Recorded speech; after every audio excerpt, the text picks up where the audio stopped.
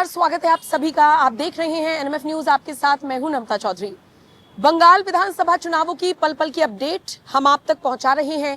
आज नतीजे अब से कुछ देर बाद आ जाएंगे और ये साफ हो जाएगा कि ममता बनर्जी की वापसी होने जा रही है या फिर इस बार साइलेंट वोटर्स ने खेल कर दिया है और बीजेपी की जीत पक्की होने जा रही है।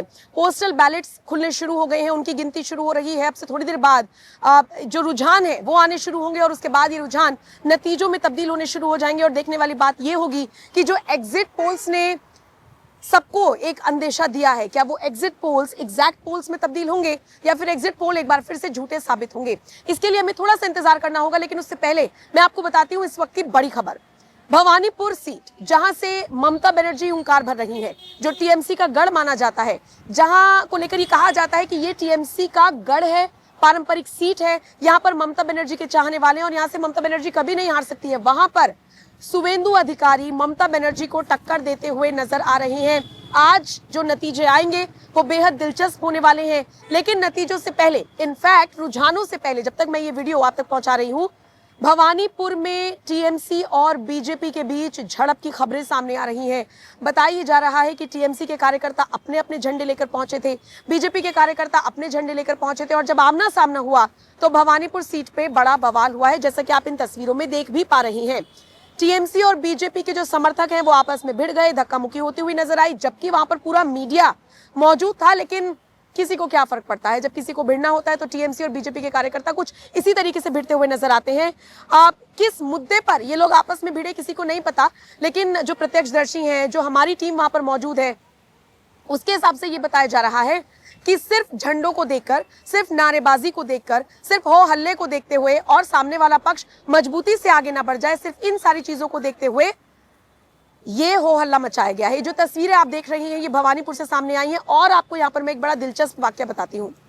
भवानीपुर सीट पर इस बार दांव फंस रहा है, इस बार पेच फंस रहा है। आप इसे टीएमसी का गढ़ कह सकते हैं, आप इसे ममता बनर्जी का गढ़ कह सकते हैं, लेकिन जो महिलाएं ममता बनर्जी के साथ खड़ी हुई नजर आती थी, उन्होंने इस बार कुछ ऐसी चीजें बंगाल में देखी हैं जिसके बाद उनका ये मानना है कि दीदी का पश्चिम बंगाल में मुख्यमंत्री बनने का क्या फायदा है, जब महिलाओं के साथ ही गलत व्यवहार किया जा रहा है। संदेश खाली का मैटर या आरजीकर मेडिकल कॉलेज की पीड़िता के साथ जो कुछ भी हुआ, ये सारी चीजें, इनफैक्ट फाल्टा में हिंदू महिलाएं जिस तरीके से सड़कों पर आकर ये बताने की कोशिश कर रही हैं कि जहांगीर और जहांगीर के समर्थक घर में घुसकर रेप करने की धमकी देते हैं, इन सारी चीजों का फर्क ममता बनर्जी के गढ़ यानी कि भवानीपुर में भी देखने को मिल रहा है। अब शुवेंदु अधिकारी यहाँ से हुंकार भर रहे हैं, लेकिन ये वही शुवेंदु अधिकारी हैं जो कभी ममता बनर्जी के राइट हैंड हुआ करते थे, टीएमसी के एकदम खास नेता हुआ करते थे। ये वही शुवेंदु अधिकारी हैं जिन्होंने नंदीग्राम पर ममता बनर्जी को हराया था और उसके बाद ममता बनर्जी ने अपनी सेफेस्ट सीट भवानीपुर को चुना था।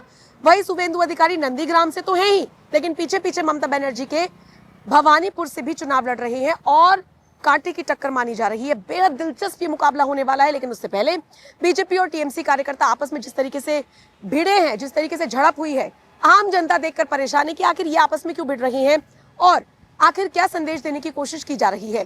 फिलहाल अब चूंकि मतदान भी संपन्न हो चुका है, आज तो रिजल्ट का दिन है और आज कुछ नहीं हो सकता, सिर्फ रिजल्ट सामने आएगा। ट्रांसपेरेंट इन चुनावों को बनाने की पूरी कोशिश चुनाव आयोग की तरफ से की गई है। कितना सफल हुआ है चुनाव आयोग आप अंदाजा लगा ही सकते हैं, लेकिन अब बस इंतजार कीजिए नतीजों का। सबसे पहले सबसे तेज अपडेट्स हम आपको दे रहे हैं, बने रहिए एनएमएफ न्यूज के साथ।